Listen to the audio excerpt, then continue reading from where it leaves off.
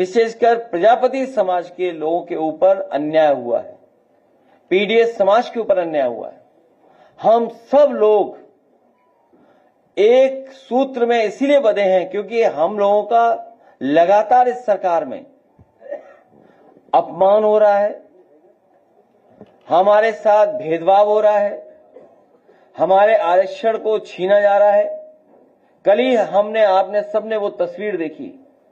मैं अपने तमाम जर्नलिस्ट साथियों को बधाई देता हूं कि एक बहन जो आंदोलन के लिए आई और अभी से नहीं न जाने कितने वर्षों से लगातार वो संघर्ष कर रहे हैं, उनके आरक्षण को लेकर के 69,000 जो भर्ती हुई है उसमें जो आरक्षण का खिलवाड़ हुआ है, अपने हक अपने सम्मान की लड़ाई के लिए लगातार वो लखनऊ में लगातार वो जगह जगह जाकर के ये जितने भी इंजन है सरकार के, double engine, 2.5 engine, 3 engine, 4 engine, 4.5 engine, 5 engine, इन सब से मिलकर के अपना दुख तकलीफ बता चुके हैं, लेकिन 69,000 बच्चों को कोई भी सम्मान नहीं मिल पा रहा है। और बड़े दुख के साथ उस बहन ने अपने हाथ से चूड़ियां निकाल करके कहा ये सरकार को चूड़ियां पहन लेनी चाहिए। सोचिए आज के समय पर लोकतंत्र को और लोकतंत्र में ये परिस्थितियां बन रही हो, सरकार ये परिस्थिति बना रही हो और वो सरकार परिस्थिति बना रही जिसने कभी ये नारा दिया था सबका साथ सबका विकास, अच्छे दिन आएंगे। अच्छे दिन लाने वालों ने भ्रष्टाचार करा, न केवल भ्रष्टाचार पैसे का किया, आर्थिक रूप से भ्रष्टाचार किया, बल्कि हमारा हक और सम्मान जो हमें मिला था, बाबा साहब भीमराव अम्बेडकर जी ने जो हमें हक और सम्मान आरक्षण दिया, उसको भी लगातार ये छीनने का काम कर रहे हैं। इसलिए हम सब एकजुट होकर के, हम लोग एक दूसरे का साथ दे करके, एक दूसरे के दुख तकलीफ में खड़े होकर के इस भारतीय जनता पार्टी का सफाया करने का काम करेंगे। भ्रष्टाचार को लेकर के और खासकर समाजवादी सरकार में जो मंत्री थे उनको लेकर के, लेकिन जब इनको वोट की जरूरत थी तो उनकी पत्नी, उतने परिवार के लोगों को मुख्यमंत्री जी ने बुलाया और कहा कि आप समाजवादी पार्टी के खिलाफ वोट कर दीजिए, मतदान कर दीजिए, आपके सभी केस वापस हो जाएंगे। ये आप सब जानते हो, किसी से छिपा नहीं है। उन्होंने मतदान भी किया हमारे खिलाफ। हमें कोई नाराजगी नहीं है उस परिवार से, उनसे कोई नाराजगी नहीं है, क्योंकि इस सरकार में सबसे ज्यादा दुखी अगर कोई है तो पीड़ित समाज के लोग ही हैं। कभी कभी सम्मान के लिए, कभी कभी इस बात के लिए भी कि शायद सरकार सच बोल रही है, उनका भरोसा कर करके, लेकिन आज भी प्रजापति जेल से बाहर नहीं हो पाए।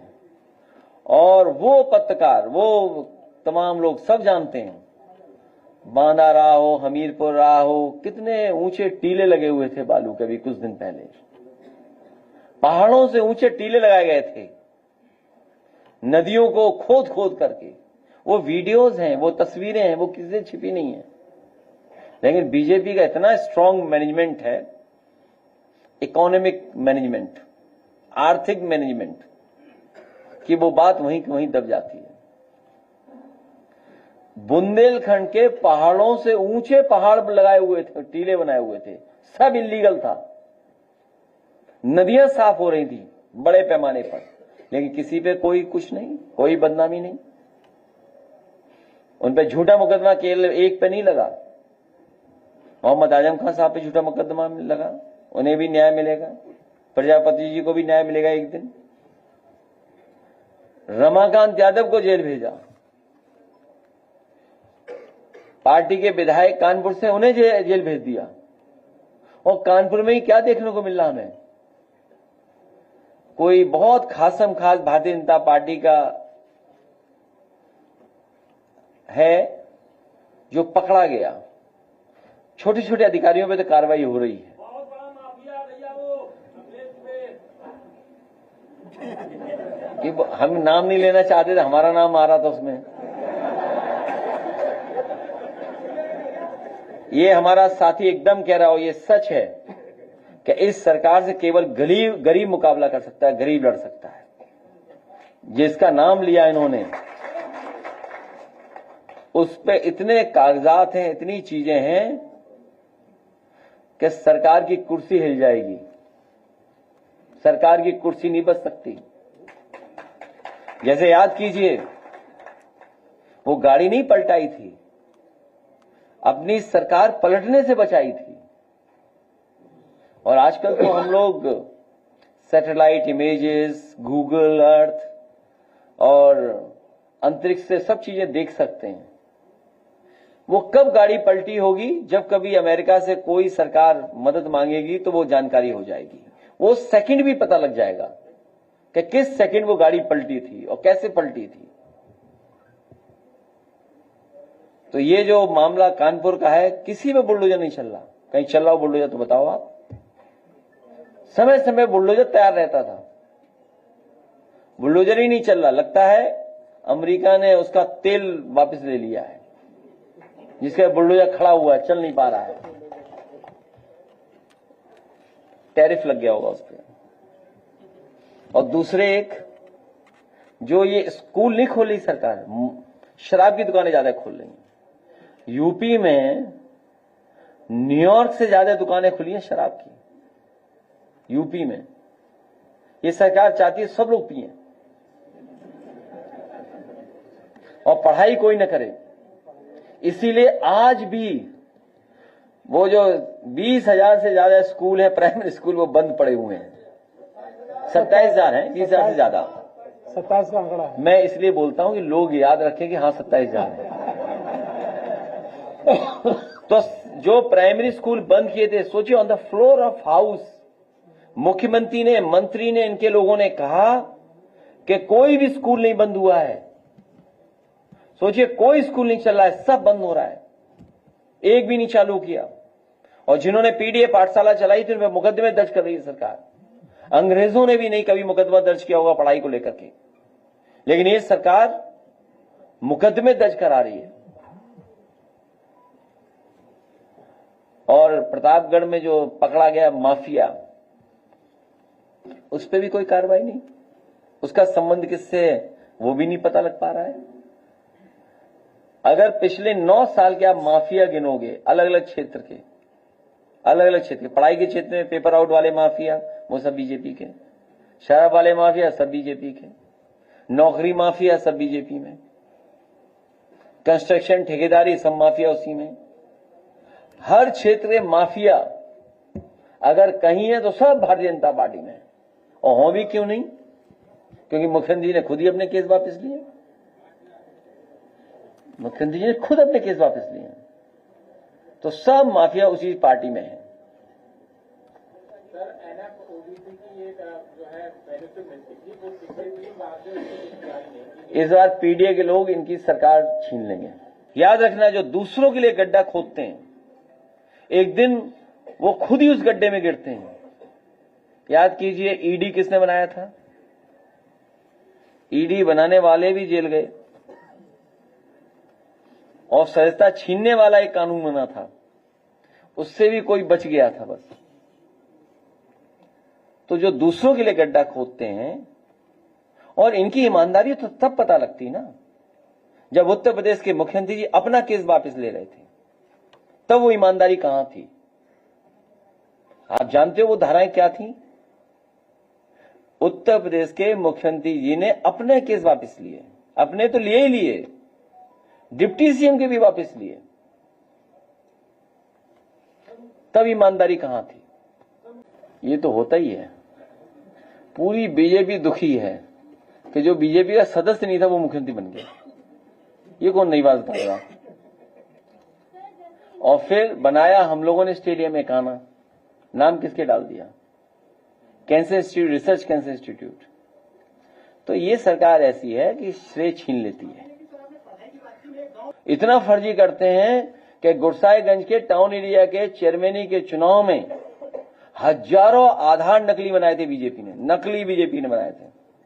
तो जो मंत्री जी ये जानकारी दे रहे हैं कि समाजवादी पार्टी में, समाजवादी पार्टी के किसी कार्यकर्ता ने या हालांकि वो बात अलग है, यहां कहने की नहीं है प्रेस की। बीजेपी किसी की सगी नहीं है। बीजेपी जिससे काम ले लेती है उससे निकाल बाहर कर देती है। तो जिसका नाम लिया जा रहा है वहां पर बीजेपी ने बड़ा साथ लिया है उसका, अब वो किसी काम का नहीं है। तो मंत्री जी उन अधिकारियों पे कार्रवाई कब करेंगे कि जिन अधिकारियों ने ऐसे गलत बोर्ड बनाए हैं? वो सरकार में वो मंत्री हैं, उनके क्षेत्र में हुआ है। तो अब देखना यह है हमें और आपको कि कौन से अधिकारी के खिलाफ कार्रवाई होती है। बीएलओ बहुत छोटा अधिकारी होता है, बीएलओ के पीछे न छिपें। एसडीएम या एडीएम या डीएम, देखिए मंत्री जी किस पे कार्रवाई करवाते हैं। दिल्ली में एसएससी के जो छात्र प्रोटेस्ट कर रहे थे और शिक्षक, उनके ऊपर लाठीचार्ज हुई और पत्रकारों को भी गिरफ्तार कर लिया गया। इनकी भारतीय जनता पार्टी के एजेंडे में नौकरियां नहीं हैं। भारतीय जनता पार्टी के एजेंडे में आरक्षण नहीं है। भाजपा जाएगी तब नौकरी आएंगी। 69,000 बच्चों को न्याय तभी मिलेगा जब समाजवादी सरकार, पीडीए सरकार, सामाजिक न्याय के राज की स्थापना होगी। सरकार को जहां लगता है उन्हें नुकसान होने जा रहा है वहीं कहीं पैरवी नहीं करेंगे। कल हम और आप सब लोग मिलकर के उनसे बातचीत करेंगे।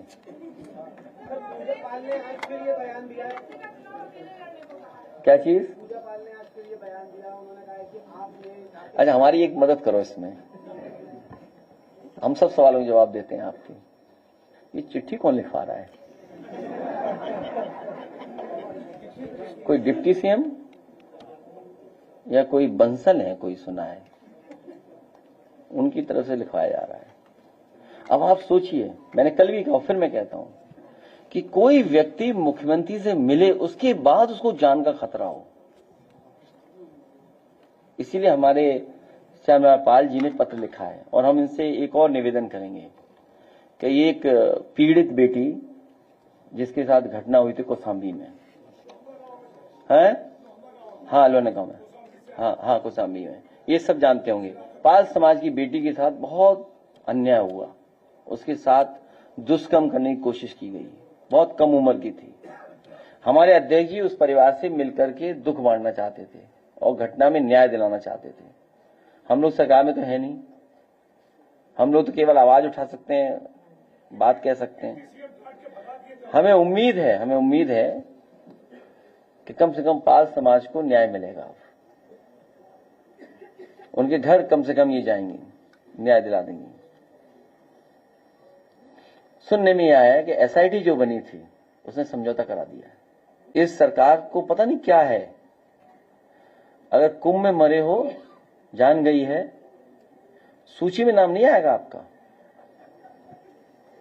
न गिनती बताएगी सरकार, लेकिन पुलिस के माध्यम से 5 लाख रुपए आपकी मदद पहुंच जाएगी। सोचिए, कोई सरकार अगर मुआवजा दर देना चाहती है, वो भी सनातन का सबसे बड़ा कार्यक्रम, सनातनियों का सबसे बड़ा आयोजन, जो हमारे देश की न जाने कितने हजारों साल से परंपरा चली आ रही है, महादानी सम्राट हर्षवर्धन ने शुरू की। उस कुंभ में जान जाने वालों के गिनती के साथ भेदभाव करना, गिनती न बताना, और फिर जिन लोगों के जान गई उनके यहां सरकार अपने अधिकारियों के माध्यम से 5 लाख रुपए भिजवाना। बताओ 5 लाख रुपए किसके थे? काला धन। इस सरकार को हटाओगे तभी न्याय मिलेगा। ये लड़ाई 5000 साल से चल रही है, 5000 साल पुरानी लड़ाई है जो चल रही है, उसमें हम लोगों को मिलकर के कामयाब होना है। अखिलेश जी, महाकुंभ में एक बहुत बड़ा घोटाला भी उजागर हुआ है, कई 100 करोड़ का है, काम हुआ नहीं है लेकिन भुगतान हो चुका है। बालसन चौराहे से लेके पाफा मऊ ब्रिज के बीच में जब हम गए, वहाँ बोरिंग होने की, बोरिंग हुई नहीं है। जब ये मामला उजागर हुआ है तो आनंद फानंद में विकास प्राधिकरण अब बोरिंग करवा रहा है। बस बोरिंग, इतना ही छोटा भ्रष्टाचार जानते हो तो क्या भ्रष्टाचार जानते हो तुम? इंटरलॉकिंग का काम है, पेड़ पौधे जो लगाने थे। नहीं, हमारा साथी सही कह रहा है क्योंकि ये साथी उस चीज को देख रहा है तो उसी के बारे में कह रहा है। यहां जितने पत्रकार साथी हैं, अगर हम बात गलत कहें समाजवादी पार्टी की तरफ से, तो उसको आप अपने माध्यम से जरूर चलाना कि हमने गलत कहा। 9 साल में केवल प्रयागराज में भारतीय जनता पार्टी ने विकास कार्यों के और इन आयोजनों में 20,000 करोड़ से ज्यादा पैसा खर्च किया है। 20,000 करोड़ से ज्यादा। ये कम बोल रहा हूं मैं,